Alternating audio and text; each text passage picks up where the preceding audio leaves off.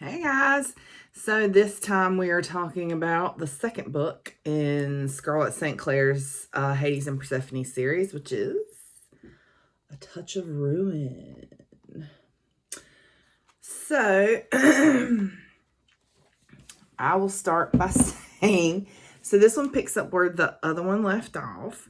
So that's good because I I don't like when sometimes, you get to the next book in the series and it like starts somewhere completely different. And you're like, wait a minute, but we were just over there. No.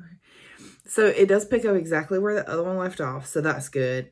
Still the main character is Persephone. It's from Persephone's perspective.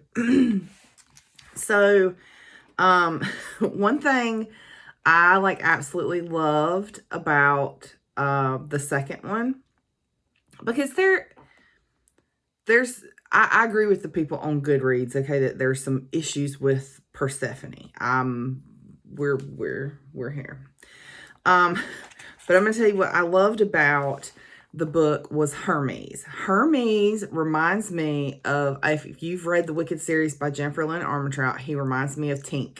He's kind of like the Tink of the Hades and Persephone story. Like, he's this funny, sassy friend of Persephone's and her girlfriends, and he's just hilarious. He provides the comic relief and the silliness, which is what Tink does in the Wicked series. Now, he's not at Tink level, so is anybody ever going to be at Tink level? I don't think so. I don't think I'm ever going to read a book and be like, they're as good as Tink. And if you haven't read the Wicked series, you need to read the Wicked series because it's freaking amazing. Okay, so Hermes kind of reminds me of Tink. And in the beginning, Apollo is this complete and utter jerk, right? You hate Apollo, but you kind of, she thought the same thing about Hades in the first book. So in the first book, and we can discuss it now because if you're watching this, you should have read the first one. She gets this job at the New Athens News or whatever, and she writes an article about Hades and how he gambles with humans and blah, blah, blah, and people go nuts, right? And they're like, it's not a good article, okay? And it causes some strife with her and Hades, and then she feels bad because she wrote this article, and come to find out he's not a complete and utter jerk. So something similar happens in this book. She's a journalist. That's kind of what she does. So I liked it. I liked the I like the first one better. But I still felt like this was a good book, and it's a quick read. And again, it's free on Kindle Unlimited. So I felt like it was a really good book. I'd give it 4 stars. But see, I'm a generous, 3 is just it's okay. I liked it. 2 is oh God. And 1 is don't bother. Really, a 2 is don't bother. And 5 is So I give it a 4 because it moves good. It's, so a lot of Goodreads reviewers said that Persephone got on their nerves, and I totally get it because she kind of got on my nerves too. There's a lot of immaturity and stubbornness, and those things cause issues in other people's lives, which is that's what the Greek gods do, right? They do dumb stuff that hurts people and not them. Okay, so favorite quotes. So one of them is, I love you. Even if the fates unraveled our destiny, I would find a way back to you. Okay, and the second one is, he helped me understand that power comes from confidence, from belief in your own worth. To him, I'm a goddess.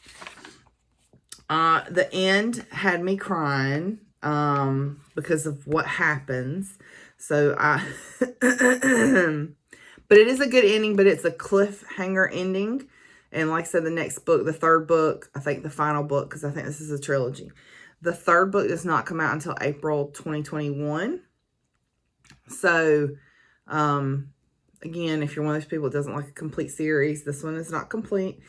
So, this is your spoiler alert warning. Spoilers, as River Song likes to say. If you don't want to know what happens, cut it off.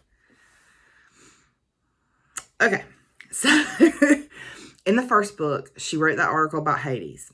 In this book, she writes an article about Apollo. And then her friend from the first book, the person that she lives with, gets really sick. And Apollo is also the god of healing. And she has to go bargain with Apollo.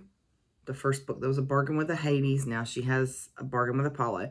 She has to make a bargain with Apollo to save her friend. And she's mad at Hades because Hades would not save her friend. But Hades couldn't save her friend for a good reason. I mean, there's rules, right? Hades can't just be like, oh yeah, you get to live, you get to die. So, and this is one of the things that people get frustrated with, because she doesn't listen to anybody. Nobody. She doesn't listen to anybody. So, and because of that, something horrible happens with her friends. Some horrible things happen pretty much all her friends except for Hermes. But things do turn around and they work out in the end.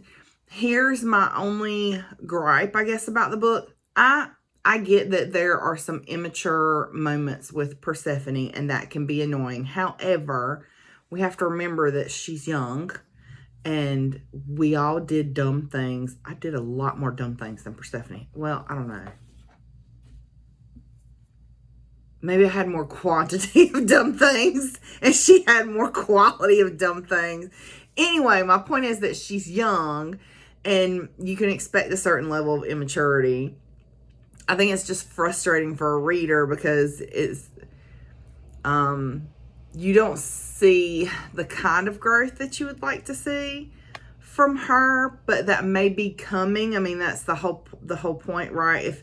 If they reached maturity in book 1, there wouldn't be a point to book 2 and book 3, I guess. But I like this book. I think you should read this book. It's definitely worth the read. Like I said, it's free on Kindle Unlimited. So check it out.